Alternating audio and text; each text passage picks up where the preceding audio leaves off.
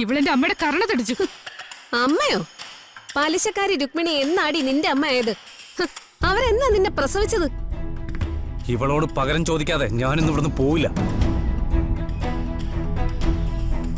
എവള് അവളെന്നൊക്കെ എന്റെ ഭാര്യക്കാരെ വിളിച്ച ഹരീഷേ, നീ ഒരു നടക്ക് ഇവിടുന്ന് പോവൂല. പിന്നെ എന്താ ഋതു ഞാൻ ചെയ്യേണ്ടത്? അവരുടെ വീട്ടിൽ നേരെ കയറി ചെന്ന് ഞാൻ വഴക്കിടണോ?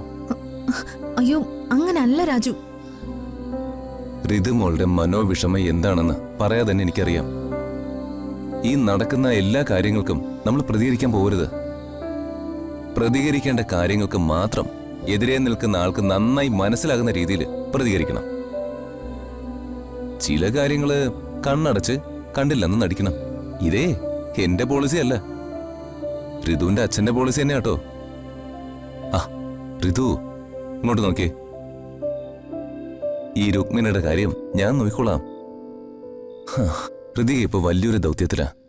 അപ്പൊ ഈ ചെറിയ ചെറിയ കാര്യങ്ങളൊക്കെ ഞാൻ ഡീൽ ചെയ്തോളാം. ദേ, എന്റെ കുട്ടി വിഷമൊക്കെ മാറ്റി ഈ ബുദ്ധിയിൽ വർമ്മ സാറിനെ കുറിച്ച് മാത്രം ചിന്തിക്കേ.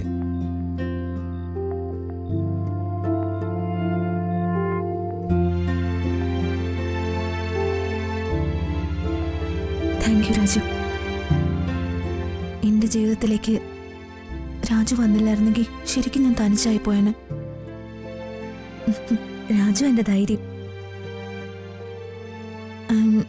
സോറി രാജു. സോറിയോ? എന്തിന്? രാജുവിനോട് ഈ കാര്യം സംസാരിക്കുന്നതിന് മുൻപ് ഞാൻ അമ്മയെ വിളിച്ച് സംസാരിക്കേണ്ടിയിരുന്നില്ലല്ലേ? ഹേയ്, അതിനെന്താ? നല്ലതോ ചീത്തയോ കാര്യം എന്തായാലും മനസ്സിലിട്ടിങ്ങനെ പെരുക്കാതെ അത് വേണ്ടപ്പെട്ടവരോട് സംസാരിക്കുന്നതില് എന്താ തെറ്റ്? ആണോ? ആ അതെ. ഞാൻ ആലോചിക്കായിരുന്നു രാജു, എത്ര സന്തോഷത്തിലാ നമ്മൾ തമ്മിലുള്ള മാനസിക ബന്ധം മുന്നോട്ട് പോകുന്ന.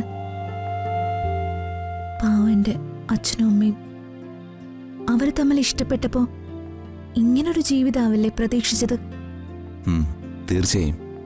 പക്ഷെ അംബിക വിതച്ച വിഷം അവരുടെ സ്വപ്നങ്ങളെ ആകെ തകർത്തു കളഞ്ഞു. അനന്തപിള്ളയ്ക്ക് കൊടുക്കേണ്ട എല്ലാ മറുപടികളും കൊടുത്ത ശേഷം അച്ഛനെയും അമ്മയും എനിക്ക് ഒന്നിപ്പിക്കണം രാജു. എല്ലാം നമുക്ക് ശരിയാക്കരുതോ. ടെൻഷനൊക്കെ മാറ്റിവെച്ച് സമാധാനമായിട്ട് കിടന്നുറങ്ങ. രാജു ഇങ്ങനെ ഫുൾ കോൺഫിഡൻസ് തന്ന് കൂടെ ഇങ്ങനെ ഉള്ളതാണല്ലോ എന്റെ സമാധാനം. ആണോ? അതെ.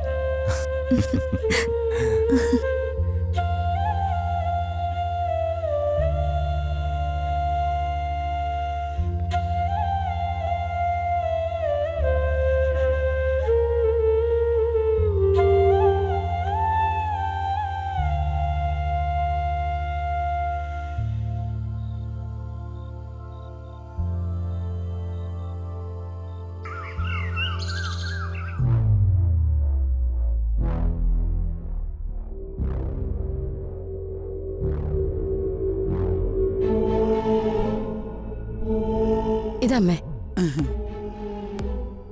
രാധമ്മേ, രാധമ്മയുടെ മുഖം എന്താ എട്ടുകാലി കടിച്ചതുപോലെ? ഒന്നുമില്ല. അത് നോണ, എന്തോ വല്ലാത്ത വേവലാതിയുണ്ട്. എന്റെ മരുമോൾ ആ രുക്മിണിയുടെ ചെവിക്കുറ്റിക്കിട്ട് കൊടുത്തതുകൊണ്ടാണോ? അവളോട് പാമ്പറ രാധമ്മേ, അവക്കത് വേണ്ടതായിരുന്നു. അവക്കിട്ട് പേപ്പട്ടി കടിക്കണേന്നാ എന്റെ പ്രാർത്ഥന. ഇനി അതിന്റെ പേരിൽ ഒരു കോലാഹലം ഉണ്ടാവുന്ന എന്റെ പേടി. മടുത്തു. സഹിച്ച് സഹിച്ച് മനസ്സിലൊരു കെൽപ്പും ഇല്ലാണ്ടായി. ധൈര്യമായിട്ടിരിക്കുക രാധമ്മേ, ഇനി ഒരു ചുക്കും ഉണ്ടാവൂല. ഇനി അഥവാ രുക്മിണി മകനെയും കൂട്ടി ഈ വീടിന് തീയിടാൻ വന്നാ അവളുടെ മുട്ടുകാലും രണ്ടും ഞാൻ തല്ലി ഓടിക്കും. എന്റെ ദൈവമേ, ഒരു പ്രശ്നം ഉണ്ടാവില്ലെന്ന് പ്രാർത്ഥിച്ച് പ്രാർത്ഥിച്ച് ഞാൻ നടക്കുന്നു. ദേ, ഇവിടെ പ്രശ്നം ഉണ്ടാക്കാൻ നടക്കുന്നു.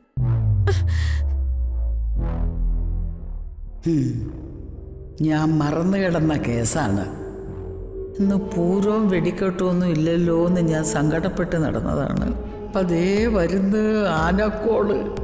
എന്റെ ശിങ്കുടിമുണ്ടൻ ദൈവമേ, ആ രുക്മിണിയും മകനും കൂടെ ഇവിടെ വന്ന് ഒരു ഭവനവേചനം അരങ്ങേറണേ.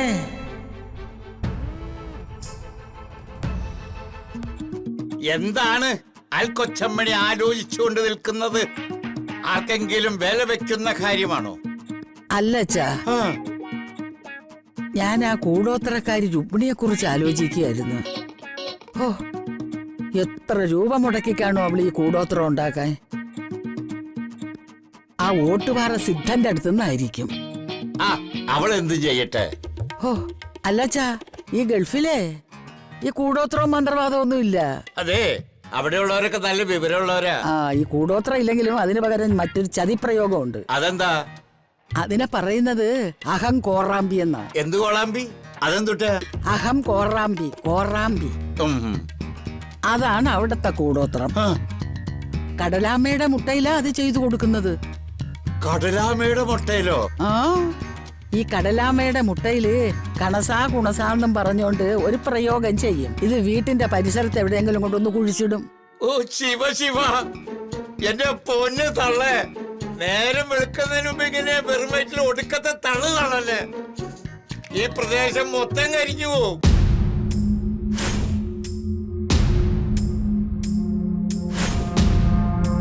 ദേ വരുന്ന് കാർക്കോടകനും കരുനാഗേഷിയും. അവൻ തീയുണ്ട വിഴുങ്ങിയ പുല്ലാണി മൂർഖനെ പോലെയാ വരുന്നത്, കണ്ണും തള്ളി. ഇവിടെ പൊളിച്ചടുക്കും.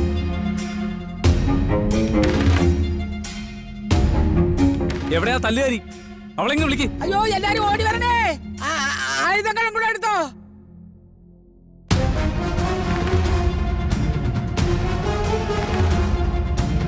എവിടെ നിങ്ങളുടെ പുന്നാര മകള്? ഇങ്ങോട്ടൊക്കെ വിളിച്ച.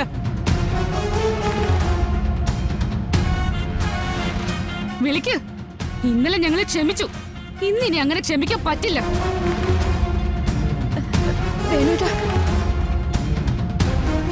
മര്യാദകേട് കാണിച്ചിട്ട് ഇപ്പൊ വാദി പ്രതിയായോ? അരി തിന്ന ആളെ കടിച്ചിട്ട് പിന്നെ പട്ടിക്ക് മുറുറുപ്പെന്ന് പറഞ്ഞ പോലെയല്ലോ. ഇങ്ങോട്ട് വിളിക്ക്. അവളുടെ ഭർത്താവ് ഒരുത്തനുണ്ടല്ലോ, വലിയ യോഗ്യൻ. അവനെങ്ങോട്ട് വിളിക്ക്. മോനെ ഹരീഷ്, പ്രശ്നങ്ങളൊന്നും ഉണ്ടാക്കല്ലേ. നിങ്ങൾ എന്നെ മോനെന്നൊന്നും വിളിക്കണ്ട. ഞാൻ നിങ്ങളുടെ മോനുമല്ല. അവരുടെ ഒരു മോൻ. ഇതെന്താ മാളത്തിൽ കയറി ഒളിച്ചിരിക്കുകയാണോ? ഇങ്ങോട്ട് വിളിക്കേ.